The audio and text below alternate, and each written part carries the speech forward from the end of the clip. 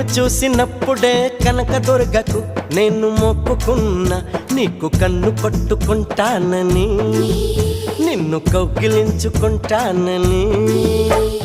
నిన్ను కొలిసినప్పుడే సాయిబాబాకు నేను మొక్కుకున్నా, నీతో సంధి చేసుకుంటానని, నీతో సందులోకి వస్తానని.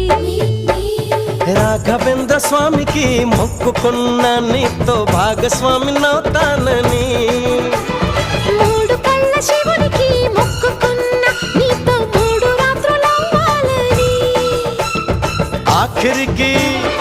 ఆఖరికి నీకే మొక్కుకున్నా, నీ నౌకరుగా ఉంటానని, తీపి చాకిరులే చేస్తానని.